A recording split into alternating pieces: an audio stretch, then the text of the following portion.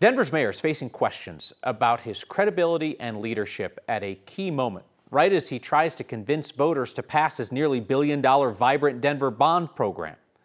The mayor went around city council to keep flock surveillance cameras running while making false and misleading claims to the public about how those cameras work. And the mayor also quietly made changes to the big land swap deal for the Park Hill Golf Course without telling city council or the public.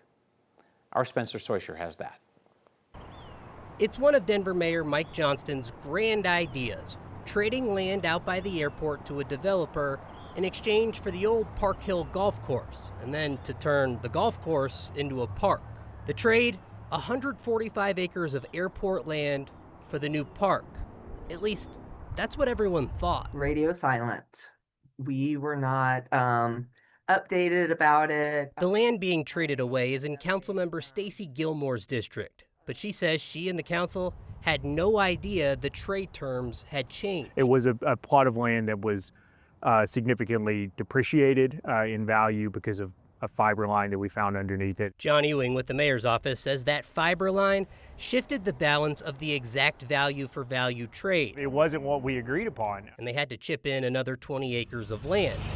But the mayor's office didn't make the new deal public until they'd reached a new agreement. We don't like to bring people problems, we like to bring them solutions. In this case, we felt like we had come to the solution. It seems like that is a big enough expenditure that city council should be involved and know transparency-wise what's going on. Gilmore says this is part of a continuing problem. Deals made in the dark, pitting the council against the mayor's office. I think Flock really has brought it to the forefront. And while she doesn't have specific gripes about the acreage added or the valuation, it's the silent decisions that she says are eroding trust. The trust continues to be broken, and that's sometimes really, really hard to build back with community. At the end of the day, it's our job to inform the city council.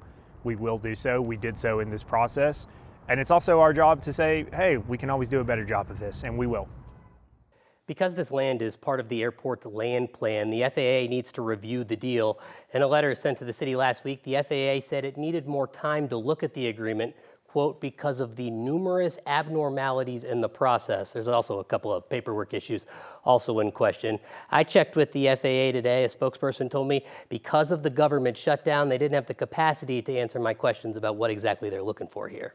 So Spencer, walk me through this. If the FAA says no deal, or if Denver voters say no deal to the portion of the bond that helps fund the Park Hill Park turnaround, what happens? As I understand it, if the FAA says no, Denver's going to have, if the FAA says no to the deal, Denver's going to have to figure out what they're going to do going forward with that portion of it. They would have to give $1.5 million towards that developer group. Now, if the voters decide not to fund portions of the bond, then you have this open space that's technically already open, but there's not a lot in it at the moment.